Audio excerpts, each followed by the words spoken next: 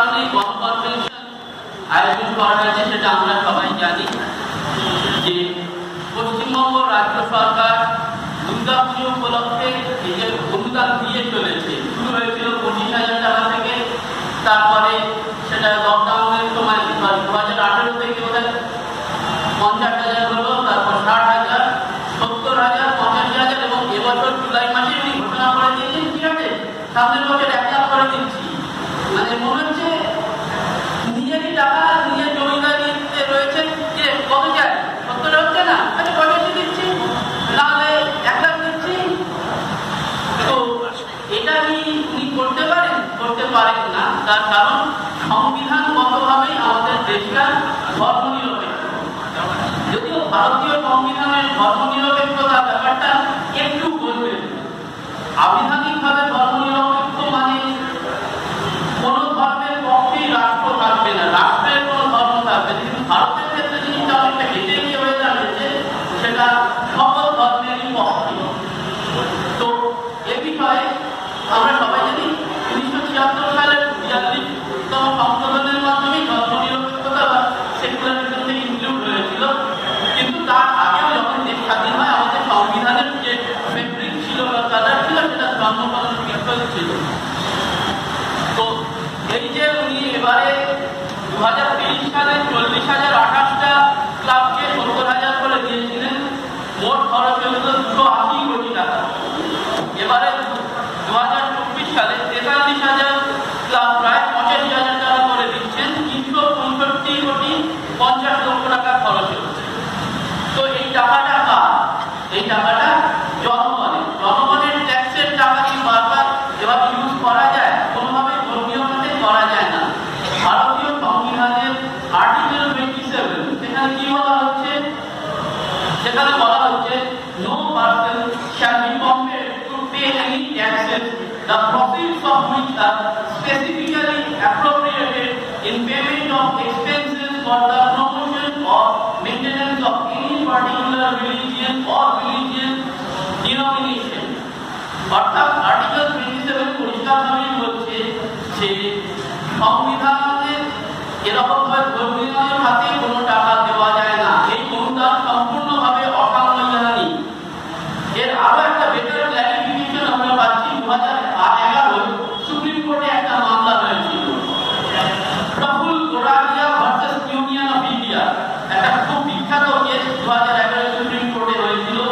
সেটার ক্ষেত্রে সুপ্রিম কোর্টের জাস্টিসরা কি বলেছিলেন? The Supreme Court had opined that the object of Article 27 is to maintain secularism and the said article would be violated if the substantial part of any tax collected in India were to be utilized for promotion or maintenance of any particular religion or religious denomination.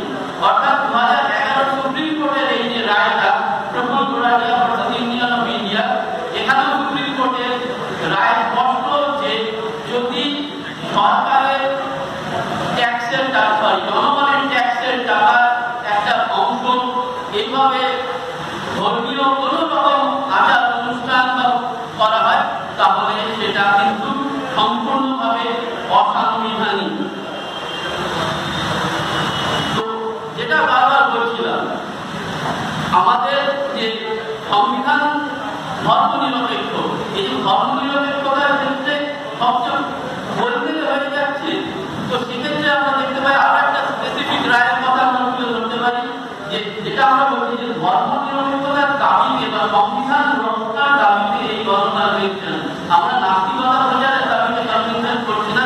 সাধারণ মানুষকে বুঝতে হবে যে তারা যদি আমাদের সাথে থাকেন তাহলে তাদেরই লাভ, কারণ এই অর্থ আরো বেটার ভাবে তাদেরই ইনফ্রাস্ট্রাকচারে ব্যবহার করা যেতে পারে। তো এ বিষয়ে ভারতের সুপ্রিম কোর্টের থেকে কিন্তু আরেকটা রায় বলা যেতে পারে, SR Bommai versus Union of India 1994। সেক্ষেত্রে সুপ্রিম কোর্ট ভারতের ধর্মনিরপেক্ষতার আরো একটা ক্লারিফিকেশন দিতে গিয়ে বলেছে যে secularism as practiced in India is a unique blend of securing the freedom of the citizen to profess, practice and propagate their religion while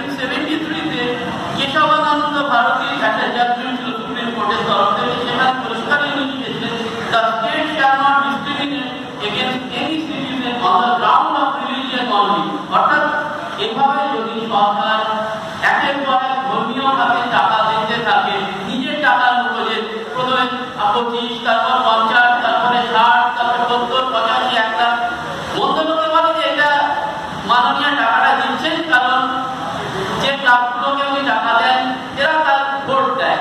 আমি তোমায় টাকা দিই, তুমি আমায় ভোট দাও, সেই যে সেটা অত উচ্চ রাখা। কিন্তু সাধারণ জনগণ যারা ভাবছেন যে টাকা পাচ্ছি, খুব মজা হচ্ছে, পুজোটা বেশ সহজে হয়ে যাচ্ছে, অনেক ছোট পুজোর ক্ষেত্রে এই টাকায় কিছুটা সুবিধায় অস্বীকার করার উপায় নেই। কিন্তু এই টাকাটা যদি তারা ধর্মীয় খাতের বদলে, যেটা পূর্ববর্তী বক্তারাও বলেছেন, স্কুলের ক্ষেত্রে দেওয়া হয় বা হসপিটালের ক্ষেত্রে দেওয়া হয়, তাহলে আরো বেটার হতে পারে। কারণ ভারতের ক্ষেত্রে যদি আমরা দেখি 2018 সালে স্কুল ড্রপ আউট ছিল 1.8%। এমনিতেই আমরা জানি আমাদের দেশের শিক্ষার কি অবস্থা, প্রাথমিক শিক্ষাও কটা শিশু পায় জানি, তার মধ্যেও 1.8% 2018 ছিল স্কুল ড্রপ আউট। কিন্তু তারপর যখন লকডাউন হয়ে গেল, স্কুল ড্রপ আউট 3 গুণ বেড়ে গিয়ে 5.3% হয়ে যায়। একইভাবে হসপিটালের অবস্থা কি না, পেশেন্ট টু ডক্টর রেশিও 2024 ফেব্রুয়ারি সালে অনুযায়ী ভারতে হচ্ছে 1:834, মানে 834 জন রোগী পিছু ভারতে একজন ডাক্তার আছে। এই ইনফ্রাস্ট্রাকচার কি উন্নত করা সম্ভব নয়? নিশ্চয়ই করা সম্ভব, কিন্তু সরকার করছে না, কোনো সরকারই করছে না, রাজ্য সরকার কেন্দ্র সরকার কেউই করছে না। তার কারণ ভোট বড় বাড়ায়, সেখানে তাদের টিকি বাধা আছে। এই যে কোটি কোটি টাকা, ফর এক্সাম্পল এবছরের এই যে 365 কোটি টাকা, যেখানে মিড ডে মিল দেওয়ার বরাদ্দ বোধহয় 7.5 টাকা না কতই চলে গেছে, এই টাকা ব্যবহার করা যেত না, কিন্তু গেলে ভোট পাওয়া যাবে না, ভোট বড় বাড়ায়। তো আমরা এখানে গণকনভেনশনে এসেছি, কম লোকই এসেছি, সেটা বড় কথা নয়, কারণ যে কোনো সঠিক প্রতিবাদ কম লোকেই শুরু করে, সেটাই আমাদের লোকের মধ্যে ছড়িয়ে দিতে হবে। আমরা